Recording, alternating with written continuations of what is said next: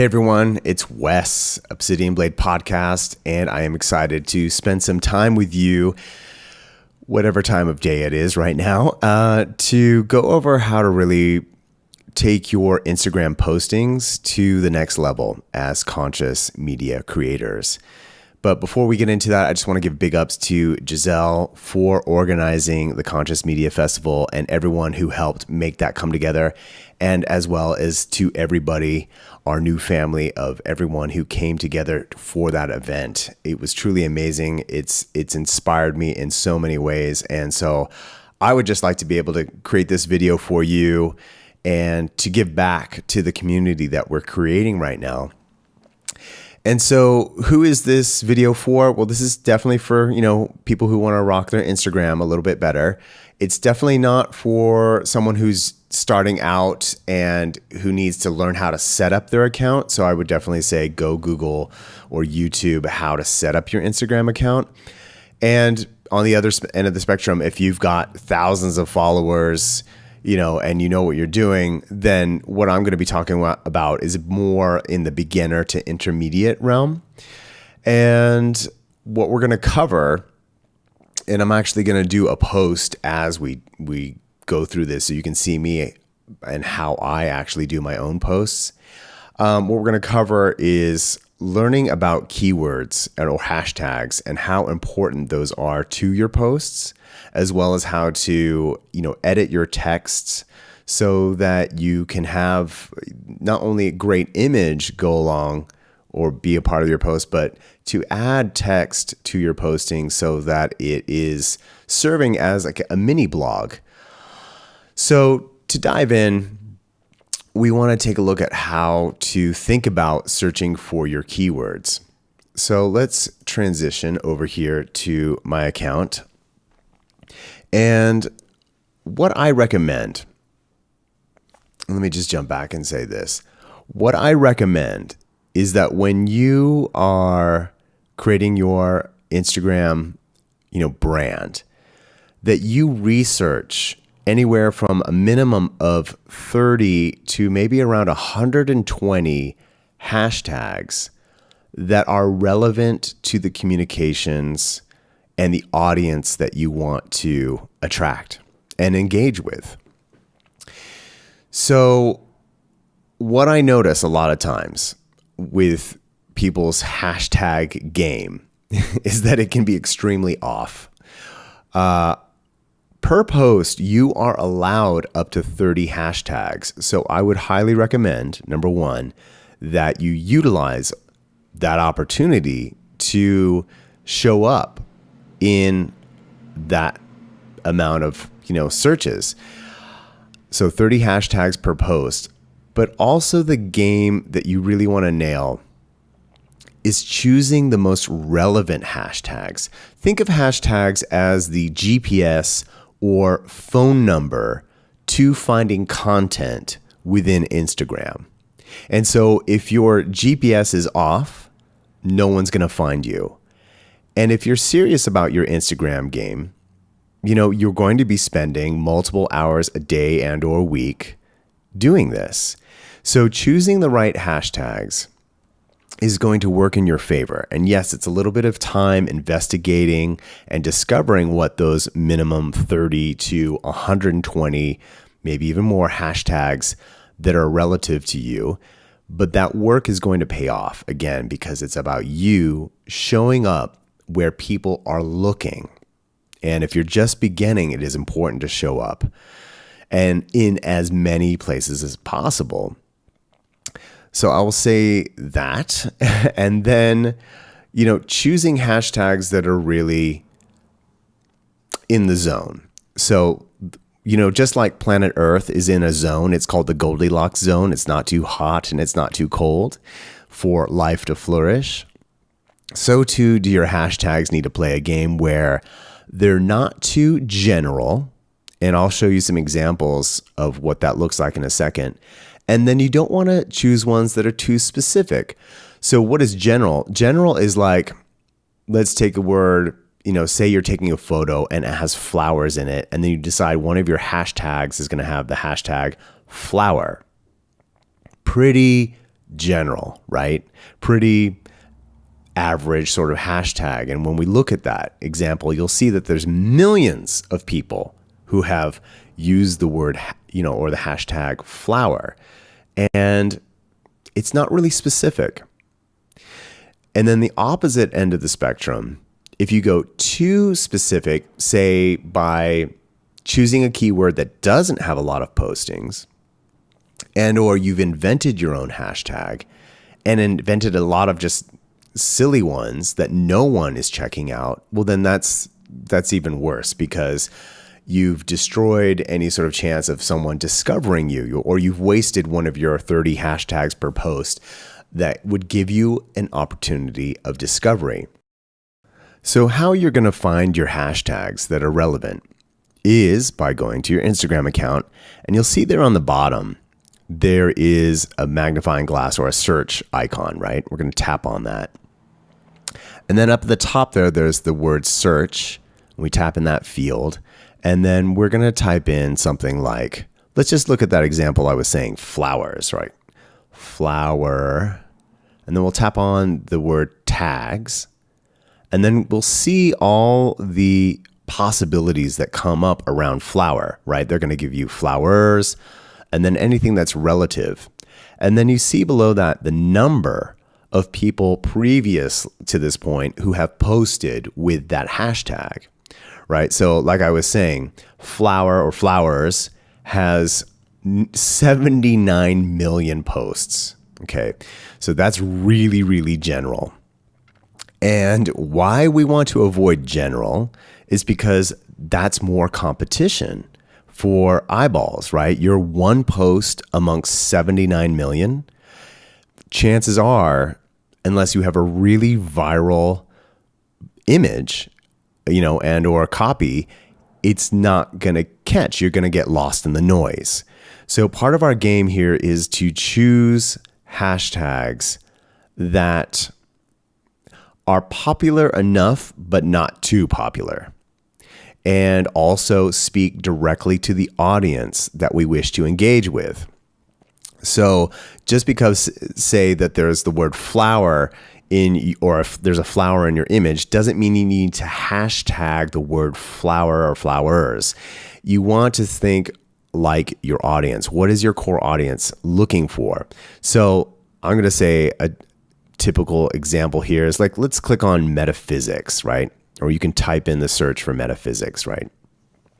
So this is interesting to note. Take a look at what happens when you do search and you type in a particular hashtag. So we're looking at metaphysics, and what you see up here at the top is what's the top 9 or the top posts. These are the most recent posts that are also the most popular. They're not in any sort of linear time order. They're just popularity and most recent. And then below, you'll start seeing in linear order what is the most recent post with that hashtag. Now, we can see a couple of different things here. One, where it says most recent, below the top 9, we can see that there are 197,000 posts that have used this hashtag to date. Cool. Now, that's what I'm going to call a Goldilocks zone.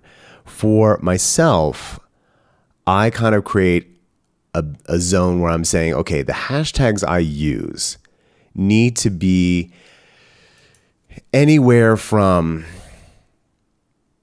a minimum of 25,000 previous posts to maybe up to 1 million. That's my zone that I've created for myself of like, hey, I know if I make a post and I use that particular hashtag or hashtags, it's going to show up, or it's going to have a greater chance to show up in an arena where there's popularity, but not too much competition, and speaking to my audience. I hope that makes sense. So jumping back, I'll say, hey, metaphysics, that's a great one. It's speaking to my audience. It's got 197,000, previous posts, which means there's interest and it's not too competitive. The coolest thing about also doing the search, and again, we're going to take that, and I would suggest using a service like Evernote to start creating a list of your most popular hashtags that you're going to use from.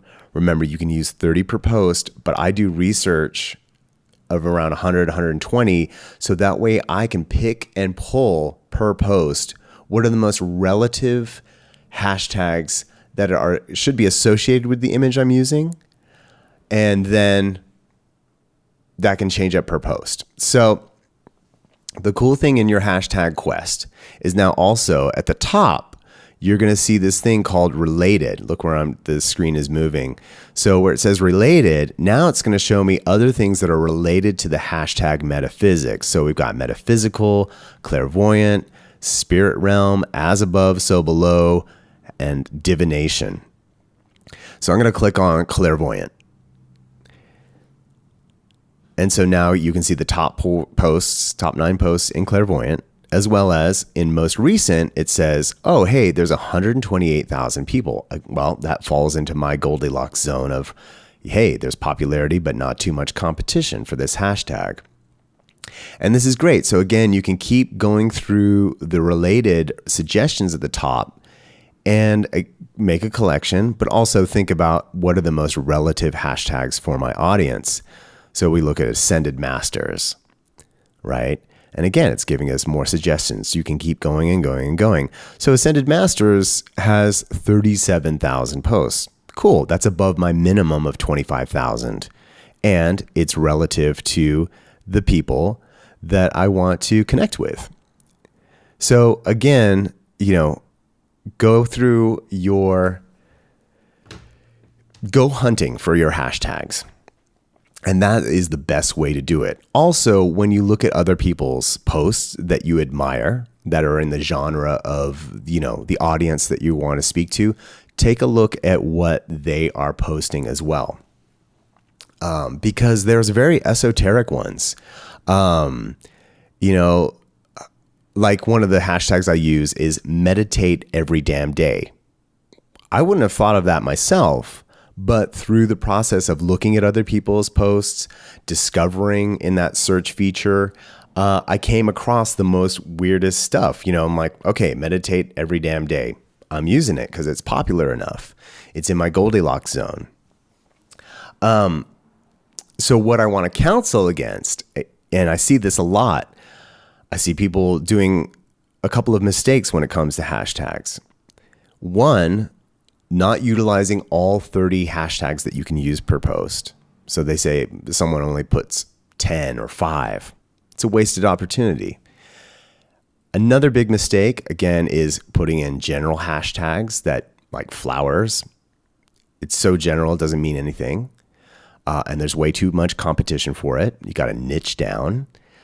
And the third mistake, and I'll caution against this, is that when people invent their own hashtags to the point where and they use, say, 30 invented hashtags, while that's very creative and cool, no one's looking for them. You've got to go where the eyeballs already exist. Now, that being said, over time, you can invent your own hashtag, one that's relative to the conversation that you're creating and or your brand. So that's maybe 1 to 3 invented hashtags that as you gain popularity, that makes sense. So there's certain brands out there that have their own hashtags, like Collective Evolution. That's a hashtag. So we know them. They're a great website. And they're very popular. So it makes sense that they have their own hashtag. You can coin your own hashtag from the get-go. I'm not saying don't do that, but realize it won't be popular until you are popular, until you've gained enough traction and other people start using it in their posts to be included in your conversation. So just bear that in mind. So I know some people can get pretty funny with hashtags and use hashtags as a joke, but I'm not joking. You're wasting an opportunity when you invent way too many of them. Again, use the search function of Instagram to discover where the conversations are and where you can actually enter into the stream and be seen. So again, for me, that Goldilocks zone is 25,000 previous posts to around 1 million. And don't shy away from, hashtags that are 1 million, 3 million in popularity Who knows? Your stuff might be good enough to just be rising to the top and you're riding that wave. I'm not saying don't do it, but test. That's the key thing with every one of these things that you do. Every time you're posting, you're testing which hashtags get you the most exposure and engagement, which is another big thing that we want to talk about. So one of the things I want to say before we jump into posting a real live post and showing you how to create engagement is that each one of us as conscious media creators needs to do a personal inventory. I know as people who are, exposing their truth or, widening and decalcifying their third eye or feeling the different realms of existence, this mundane or hands-on 3D stuff can be overwhelming. I can understand and appreciate how it interrupts your beingness. So a key thing that every artist or practitioner needs to ask themselves is, do they have the skill set or time to be this technical? And if not, then it is important for you to find a business partner or collaborator who does love to do this and can do this for you, can take your big ideas and translate them. And that's just something to do an inventory about, because if this is overwhelming to you and too mental, then appreciate your limitations. Don't hurt yourself, right? Don't berate yourself because this is not where your jam is. And maybe this is important. This is an Aquarian age thing to do. We do need to operate as collectives. We do need to come together as teams where we can support each other. So that's another thing that I want to really put out there as conscious media creators. Know your limits and know your strengths and collaborate where you need to. Cool. So what I have is I've got a post ready to go. And so I just want to show you also how I do my postings and how I create copy for that. So let's jump in as I think about this. So what I like to do, and that's just my screensaver. So what I like to do is Instagram allows you a minimum of 2,200 characters, that includes spaces, to write copy. And so recently I've been treating my posts as mini blog posts, as well as creating a really awesome image that stops people's eyeballs and keeps them there, or at least, stops them scrolling in the feed and, engages what I'm offering. So one of the cool things is that, again, you can write all this content. It's 2,200 characters in length. I suggest if you do that, do not write out your content within Instagram. Use an app like Evernote, or here I'm on my iPhone, I'm using the app for Notes, right? Now, there's a reason why I use Notes. One, if you're writing a lot of content on Instagram and you press the wrong button, you could lose all your writing. So using an app will not do that. You'll have your content. It's not going away. The second thing about putting your content in, at least on the iPhone, in Notes, and you can also Google this, and I'll tell you what I'm saying to Google, is that what you want to do to make long format content readable in Instagram is to offer up a lot of line breaks. When things, and I'll just show you the example, you see when everything is like a big chunky paragraph, that's hard to read on a cell phone. And again, on Instagram, pretty much 99 to 100% of your audience is going to be reading and looking at your content on a cell phone. So when you write something long, it's important to create a lot of line breaks so each sentence is very digestible and visually edible. Okay, there's a reason why we have line breaks so that we can, eat things up. It's like when you sit down to a meal, you don't just throw the whole plate of food into your mouth. You eat one bite at a time. You savor it. You understand it. You contextualize it. Okay, I can go off and talk for hours about all this. So we're looking at this paragraph. What we're wanting to do is, you'll notice I have all my paragraphs set up. But there's a weird esoteric thing that you have to do in Notes in order to maintain these line breaks that you want to make your content digestible.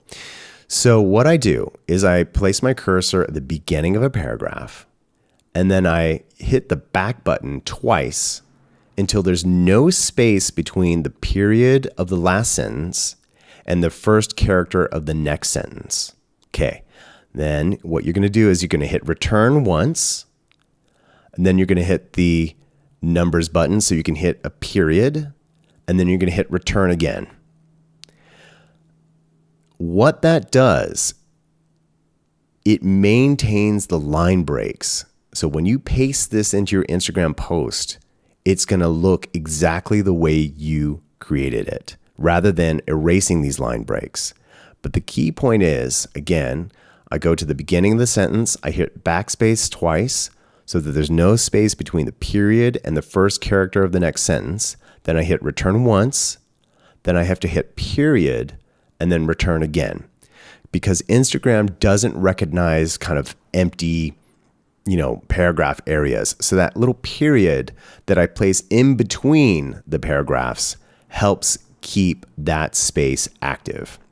And then what I'm going to do is just continue through paragraph after paragraph, doing return once, number, and then return again.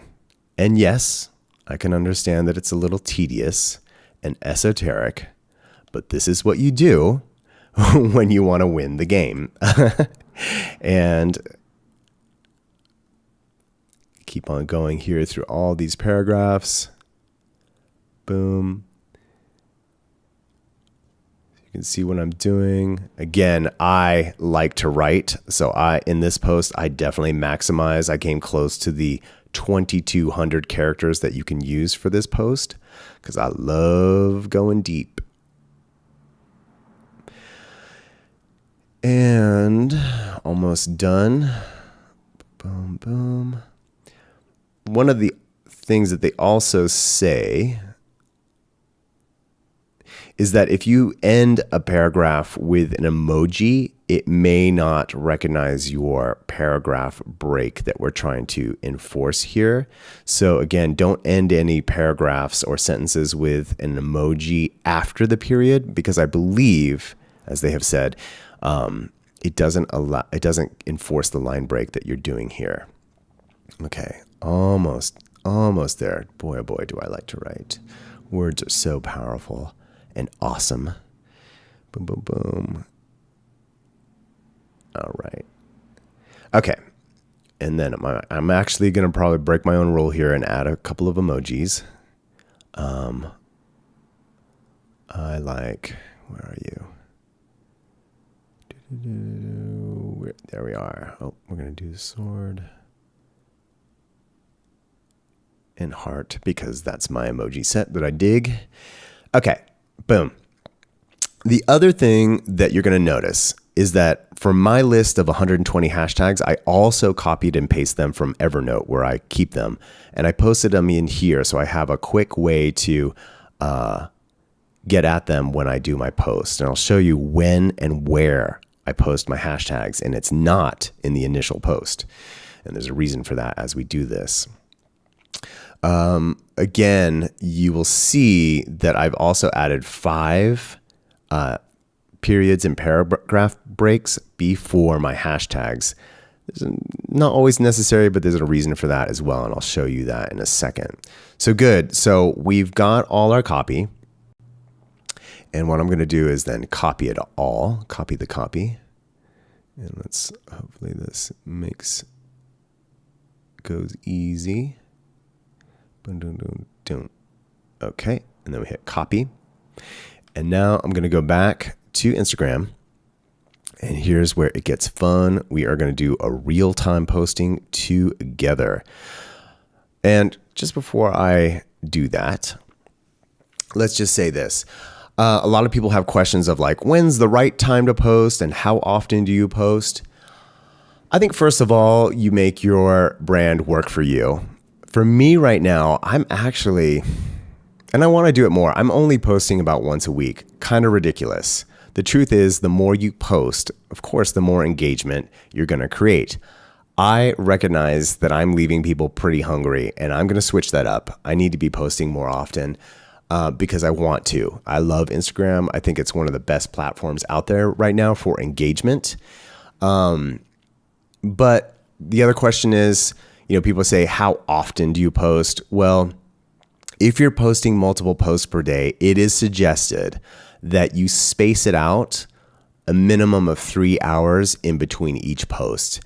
If you hit up people with 3 posts in like the same minute, the way the algorithm works on Instagram, not everybody's going to see all 3 of those posts. And if they do, it's kind of spammy looking. So I would say pace your posts. You're trying to value your time that you're putting into these posts. At least for me, I create very high-end posts. So I spend hours doing from the graphics to the writing to the thinking of when and how this post is going to go out. That may not be your jam. It is for me. I'm very meticulous. But again, if you're going to do 3 posts a day, and 3 posts is super generous. That's a lot of content. Space them out with a minimum of 3 hours in between. Time of day to post is, again, something that you want to test. I've had success posting early in the morning, around lunchtime, and especially later in the evening. Now, why is that? You have to think about when the majority of people, and let's just say not just humans in general, but perhaps the majority of people in your demographic, when do they get on? If a lot of people in your demographic are going to a 9-to-5 job, they're supposed to be working. And so they're not checking Instagram. When are they going to check Instagram? In the morning when they wake up, perhaps on their commute, if they're on a train or a bus, on their breaks, lunch breaks, and after work, typically in the evening.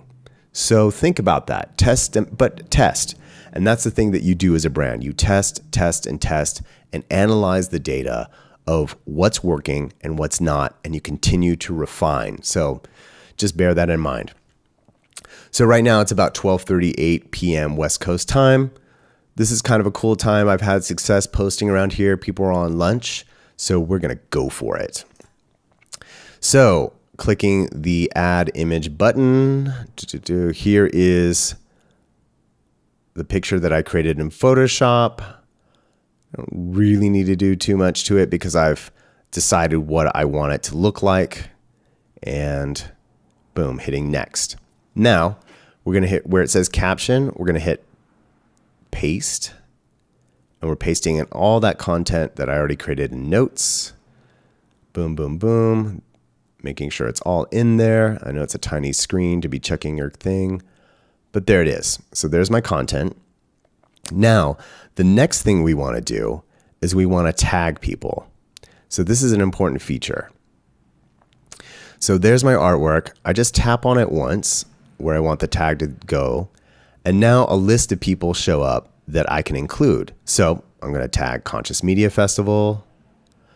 And then you can drag that around if you want it to not interfere with your photo. It doesn't show up until people tap on the photo. So I'm not too worried about where these show up. I'll tap the photo again. And then I want to add my buddy Universe Within because she's rad. I'm going to add and search for Giselle Coy because she's really cool. I'm going to add her. I dig. Who else do I dig? These are all, and choose the people, choose your friends, but also choose the brands that you want to show up on their radar. That's a really important reason why we're tagging people in this photo. It's a great way to get on people that you want to interact, getting on their radar to hopefully, create more community, to create more connection. So I'm going to add Sadie Nardini because she's a cool ass yoga chick. She's badass. Let's see. Who else are we love adding? Okay, you can see I've added about 10 people here on the tagging of the photo. Again, kind of like hashtags, it's a way to be found. I forget the number of people. It may be around 20 to 30 people you can tag in there. You might want to Google the limit, But that's pretty cool. I've got 10 people here that I really dig interacting with, and or I want to show up on their radar. And so then we'll hit done. So boom. So again, we've got a copy pasted in. We've tagged 10 people. Adding location is another feature on here, and that can be very cool if you want to be associated with a certain region. And so that when people search for this certain area, you show up in the feed, kind of like hashtags, you show up in a location search. Depending on your brand and what you're doing, if you're, say, like a massage therapist in Sedona, Arizona, then yeah, tagging your posts with geolocation makes a lot of sense. For me, not so much right now, but again, I think if you're a business, a local business, doing geolocation is very, very important. One of the other things that you want to do, and again, we can do this later or you need to search this, is also linking in any other social media accounts. I don't like linking up my Twitter or anything else, but I do link it to my Facebook business page. And I'll turn that on so that when we hit share, it's automatically going to share on my Facebook business page. When to do this, when to not do this. It's, again, like forwarding this to Twitter, it's a different medium and different conversation on Twitter. So it's not always a one size fits all solution is best. So I like just posting it to the Facebook because Facebook actually owns Instagram. So there's a lot of good integration there. The way you post it on Instagram is the way it's going to show up on your Facebook page. It's the same. There's going to be no discrepancy there. So I'm just going to keep that. That's just all I'm going to say about that for right now. So anyway, we've got our text in, we've got our photo, selected. We've tagged 10 people. You can add a location or not. And then I say, link it to your Facebook business page so it automatically shows up there. And then the magic moment, we're going to hit share. And it's posting. Thinking. Come on, post. Boom, there it is. Okay. Now, the first thing I'm going to do, because I like to write, I'm going to double check. I'm going to click the more button, that my text looks exactly the way I edited in Notes. And look, there's all my line breaks. Done.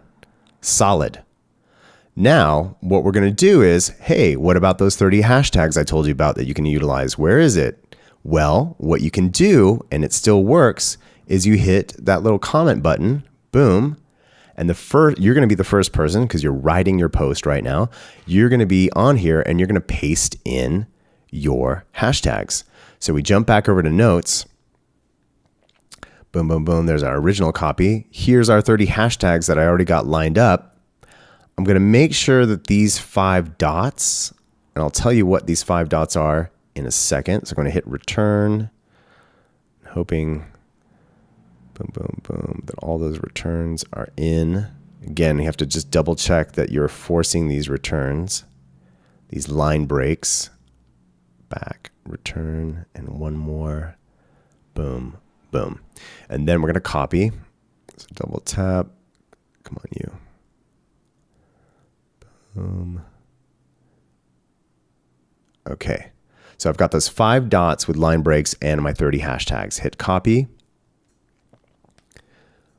Hopping back over, going to the first comment or that comment section below, tapping and hitting paste.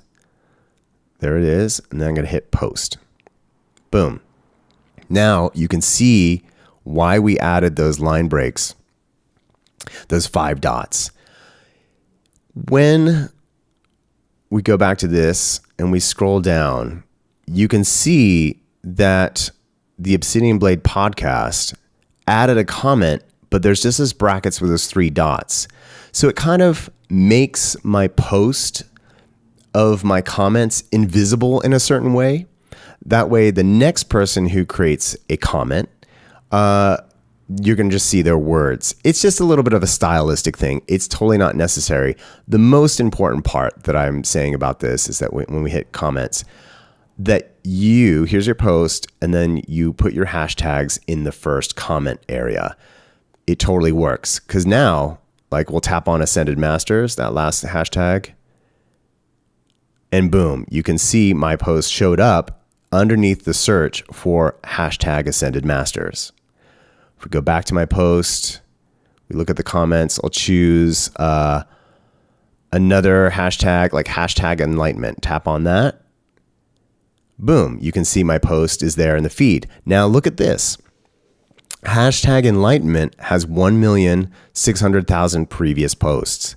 See how my post, we just posted it, but it's already the 5th one down in the most recent.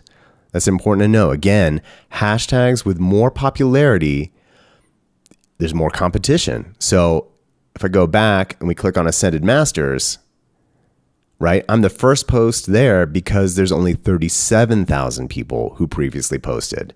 So again, play with it, see which hashtags make sense for you to use for your brand and ones that have enough traction, enough audience, but not too much competition that you just get buried. Okay. Hope that makes a lot of sense. So another key thing that I want to say about, your post is that the way Instagram works, it has an algorithm, right? And it's always searching for which content is the most relative to the people who follow it, as well as what's the most popular. So when you're looking at your feed, right? We'll go back to my home and we're looking at my feed. Well, there's my post, but then here's all the other things people have been posting. I didn't show that, but that's fine. You get what I'm saying. You go to your own feed and you see what other people have been posting. The reason why you see it is one part based on the quality of content, but also the numbers of engagement that happen within the first 30 minutes to an hour. So when you post a post, I suggest that you don't walk away from your post and then abandon it. Meaning, if we jump back over, you go to your post, and in the upper right-hand corner, you can see that kind of recycle button. You tap it, and you'll see people, okay, I got 1 like so far, okay? Who knows how popular this post is going to be? I hope it really is. But that doesn't matter. What matters is that for the first 30 minutes to an hour, you keep an eye on this post. This is your baby. You need to feed it with your attention for 30 minutes to an hour. If people comment on it, it's important for you to respond right away. It's important for you to create engagement. One, because your fans are taking their time to engage with your content, and you need to honor that. They took their time to talk to you. You talk right back to them. This is a conversation. This is why it's called social media. But also what that does, it sends a signal to the algorithm that says, hey, this post is hot. People like it. They want to talk about it. They want to engage it. Okay, so we're going to make it rise in the ranks of other people's feeds, the people that follow you, as well as the hashtag popularity game, which is, again, if we look at, say, if we go to Ascended Masters, right, the top 9. So that top 9 area, I'll just show you. So again, if your post is really popular and you're showing high amounts of engagement via likes and or comments, and you're responding to those comments with depth, then, you're going to rise up to that top 9 of the 30 hashtags you have associated with your posts. Okay, so that's a lot we've covered. We've shown, or I've talked about how to think about your hashtags, again, which is the GPS, aka phone number of how content is discovered. And I've also shown you what I've done to create long format content or microblogging per post, how to add line breaks, and then how to paste that into your post, tag people, influencers, and community members that you want to connect with, and then, adding those 30 hashtags in the first comment. As well as the most important part, that when you hit send and post the post, that you remain vigilant for the first 30 minutes to an hour and check the engagement and respond to your followers, respond to your audience. This is very, very important. I see a lot of people do things where, I leave a comment and they don't get back to me for 3 days. No, I don't really care then. I'm like, I want engagement. That's why people are engaging with you. And again, as a brand or a business owner, you do have to ask yourself, do I have the time for this? If you're serious, and I'm sure you're all serious, the answer is yes. Now, again, going back to what I was saying earlier, is it in your skill set or is it overwhelming? If it's not, then find a partner who loves to do this, a media company, an agency, or a friend who is down to be your partner in creating conscious media. So I hope that this video has served you well. We've covered quite a few things. Please leave any comments or questions in the section below. And it's been a pleasure. Again, I was super stoked to meet everybody at the Conscious Media Festival. Big heart out to everyone who made that happen. And I believe something good is being co-created here and we're doing it together. So I hope this video has served you well. And let me know if there's anything else I can cover for you or any other questions you might have. And I will see you again soon. Much love.